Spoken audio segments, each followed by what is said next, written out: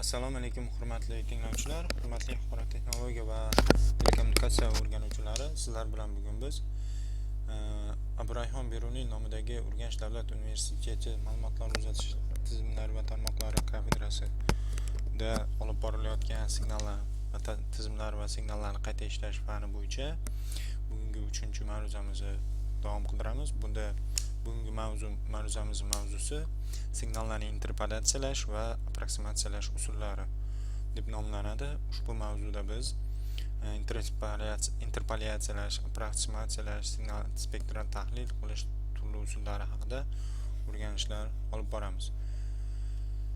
Interpolatsiya nima? Dastlab mana shu savolga javob berishimiz kerak. Interpolatsiya bu ma'lum nuqtalardagi qiymatlar asosida oraliq nuqtalar qiymatini hisoblash jarayoni. Bu signallarni qayta tiklash, davriy namunalash va raqamli ishlov berish uchun qo'llaniladi. Interpolatsiyalash bir qancha turlari bor. Birinchi turi bu polinomial interpolatsiyalash. Bu berilgan nuqtalar to'plamini o'tuvchi polinomial funksiyani topish usulidir. Bizda ma'lum bir nuqtada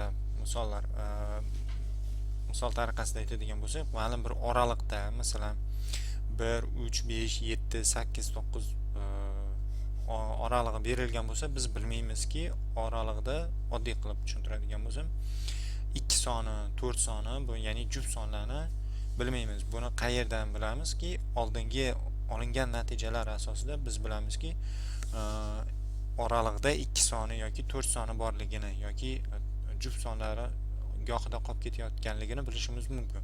Aynan buni formulalar asosida keltirib chiqarish asosida polinomial xususiyatlar bo'yicha ko'rib aniqlab olishimiz bu polinomial interpolatsiya deb aytiladi. Asosiy xususiyatlari mavjud. Polinomial Lagrange formulasi asosida hisoblanishi ushbu slaydda ko'rishingiz mumkin.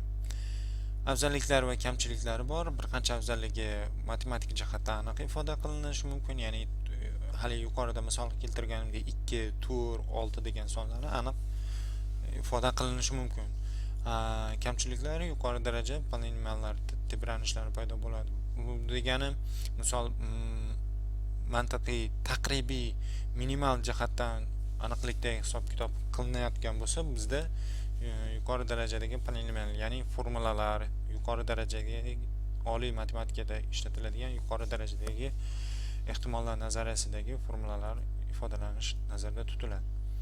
Undan keyingi interpolatsiya usuli bu Splani interpolatsiyasi deb aytiladi. Bu berilgan nuqtalar oralig'ida parcha polinomial funksiyalarni qo'llash usuli asosida topiladigan usul hisoblanadi. Kubik Splani, ya'ni eng keng tarqalgan usuli.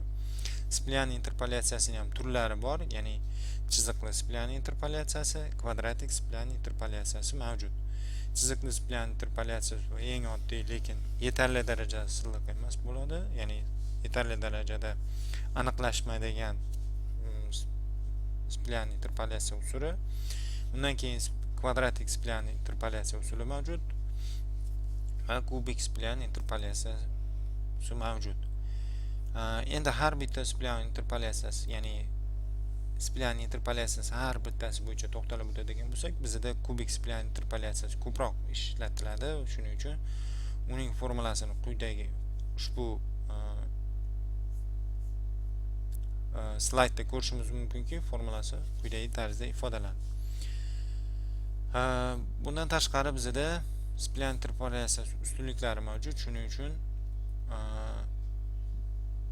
buni aniq ta'kidlab o'tishimiz kerak, ya'ni yuqori silliqlik, ya'ni yuqori aniqlikda ifodalash ya'ni yuqori aniqlikda, yuqori tavsifda ishlatiladigan Splani interpolatsiyasi bo'lgani uchun, undan keyin barqarorligi uchun va undan keyin lokal ta'sir qilish xususiyatiga ega bo'lgani uchun bir qancha ustunliklarga ega. Interpolatsiya spektral usuli bu diskret usullari, spektral koeffitsentlari asosida uzluksiz signal shaklida aniqlash usullari, ya'ni shunday usullar mavjud.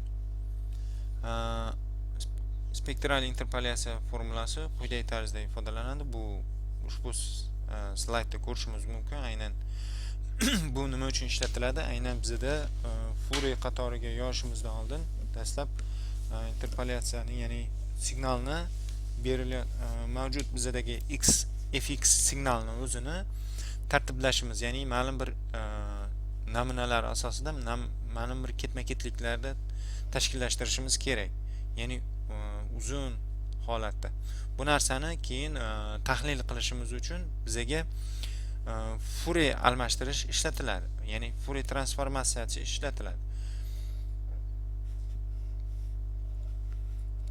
Bu narsani interpolyatsiyalarda ham, interpolyatsiya formulasi asosida ham hisoblashimiz mumkin. Spektral tahlil asoslari. Aynan interpolyatsiya bu bizadagi mavjud uzun shakldagi signalni tarkibi bo'ladigan bo'lsa, ya'ni tarkibini aniqlashimiz uchun, tarkibida nimalar bor, qanday signal, qanday chastota xarakteristikasiga ega, shularni aniqlashimiz uchun biz endi uni tahlil qilishimiz kerak. Tahlil qilishimizdan oldin bizda interpolyatsiya kerak bo'ladi, ya'ni uni aniq qaysi joyda nimasi borligini aniqlashtirishimizni formulasi kerak bo'ladi. Shu formula asosida uni tahlilini olib bordik deylik. Endi uni interpolyatsiya shaklida uni formulalarga yoydik deylik. Endi buni tahlil qilishimiz kerak. Spektral bu narsa endi spektral tahlil deb aytiladi. Aynan uni qaysi chastotada, qaysi oralig'ida qanday chastotalarga egaligini, bu narsa aynan spektral tahlil deb tushuniladi. Aynan spektral tahlil bir qancha tizimlar bo'yicha, integral bazasidagi tizimlar bo'yicha tahlil olib boriladi. Bu videomizdan oldingi videolarimizda aytib o'tganman. Umumiy olganda tizimlar va signallar, ya'ni signallarni tahlil qilishimizda uni aynan spektral tahlil asosida amalga oshiramiz. Bu narsani tahlilni bir qancha logaritmik matematik formulalar bazalari asosida, ya'ni Fourier bazasi, Hara bazasi yoki Wavelet bazasida asosida amalga oshiriladi. Bu baza nima, qayerdan paydo bo'lgan? Ya'ni bu bazalar aynan Fourier almashtirish, ya'ni Fourier transformatsiyasi, Hara transformatsiyasi, Wavelet transformatsiyalari asosida bu narsalar oldin amalga oshirilgan. Shu asosida biz bu tizimlarni tahlil qilishimiz, ya'ni signalni shu bazalar asosida tahlil qilishimiz mumkin. Endi alohida har bitta bazasiga to'xtalib o'tadigan bo'lsak, Fourier o'zgartirishi, ya'ni signalni vaqt domenidan chastota domeniga o'tkazuvchi asosiy matematik vosita hisoblanadi. Asosiy xususiyatlari chiziqlilik, vaqt chastota domenida bemalol bu narsani ko'rsata bilish, konvolyutsiya teoremasi mavjud, Parseval-ning tenglamasi mavjud, siqish xususiyati mavjud. Bundan keyin bu asosida bizda diskret Fourier o'zgartirish bor. Endi diskret Fourier o'zgartirishi bor. Bunga o'xshash yana diskret kosinus transformer bor. Ya'ni diskret Fourier transformerdan tashqari diskret kosinus o'zgartirish ham bor. Bu aynan nima uchun, nimaga ishlatiladi? Fourier o'zgartirish biz bilamizki, ma'lum diskret signallar uchun ishlatadigan bo'lsak, aynan signalni o'zi uchun, ya'ni biz ishlatadigan kosinusal qonuniyat bo'yicha ifodalanuvchi, ya'ni x da funksiyamiz berilgan bo'lsin, ya'ni to'lqinsimon shakldagi signal mavjud bo'lsa, aynan ana shu signalimizni tahlili uchun bizda diskret kosinus o'zgartirish ishlatiladi. Undan oldin biz bilamizki, signalni o'zini ifoda qilishimiz uchun dastlab umumiy qonuniyat, ya'ni diskret Fourier o'zgartirish qonuniyati bo'yicha tahlil qilinadi. Endi diskret Fourier o'zgartirishida bizda dastlabki Fourier o'zgartirish asosida amalga oshirilar ekan. Endi bu narsada bilamizki, formulalar, ya'ni matematik ifodalardan tarkib topgan. Bu matematik ifodalarimizni agar koeffitsiyentlarini tez hisoblash uchun koeffitsiyentlarni taqribiy sonlar bo'yicha ma'lum bir qiymatlarda, ya'ni interpolyatsiyani aniq bir qiymatlarini keltirgan holatda oraliq qiymatlarini minimumgacha tekshirmasdan ma'lum bir maksimumlar bo'yicha tekshirishni, maksimumlar qiymatlar bo'yicha hisoblashni amalga oshiradigan bo'lsak, bu tez Fourier o'zgartirish hisoblanadi. Ya'ni tez Fourier o'zgartirish diskret Fourier o'zgartirishni hisoblashning samarali algoritmi, ya'ni bundaga nisbatan sal tezroq ishlaydigan algoritm hisoblanadi. Endi spektral o'zgartirish algoritmi xususiyatlari chastota ajratuvchanligi, oyna funksiyalari hisoblash aniqligi va tezkor ishlashi bilan ajralib turadi. Undan tashqari bizada qisqa vaqtli Fourier o'zgartirish. Endi bizada tez Fourier o'zgartirishdan tashqari ma'lum bir vaqtlar uchun, ya'ni signalning qandaydir vaqt oraliqlari uchun bizda Fourier o'zgartirish ishlatiladigan bo'lsa, ya'ni Fourier transformatsiya ishlatiladigan bo'lsa, bizda unda bu narsani qisqa vaqtli Fourier o'zgartirish algoritmlari ishlatiladi. Endi Fourier o'zgartirishga nisbatan wavelet o'zgartirish qonuniyati ham mavjud. Bu wavelet o'zgartirish bevosita Fourier bu signalni vaqt va chastota bo'yicha bir vaqtning o'zida tahlil qilish imkonini beruvchi zamonaviy matematik vosita hisoblanadi. Fourier o'zgarishidan farqli ravishda u lokal vaqt chastota momentlarini saqlaydi. Wavelet o'zgartirish tamoyillari aynan ma'lum bir wavelet funksiyasi masshtablash, siljish orqali signalni tahlil qiladi. Bu turli chastota komponentlari turli vaqt masshtablarida o'rganish imkonini beradi. Undan tashqari bizda bu wavelet o'zgartirish tamoyillaridan tashqari bizda boshqa tamoyillar ham mavjud. Bevosita boshqa tamoyillar bo'yicha, ya'ni boshqa o'zgartirish qonuniyatlari bo'yicha ishlashini ta'minlab beradi.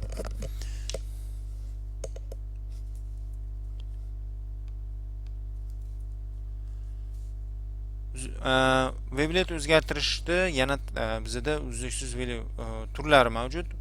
Ulardan bittasi uzluksiz wavelet o'zgartirish hisoblanadi. Undan keyin xuddi mos ravishda diskret kosinus o'zgartirish, diskret Fourier o'zgartirishga mos ravishda bizda diskret qiymatlar uchun diskret wavelet o'zgartirilishi ishlatiladi. Diskret Fourier o'zgartirishning afzalliklari mavjud: hisoblash samaradorligi, ortogonallik, siljish qobiliyati va ko'p darajali tahlil qilish imkoniyati mavjud.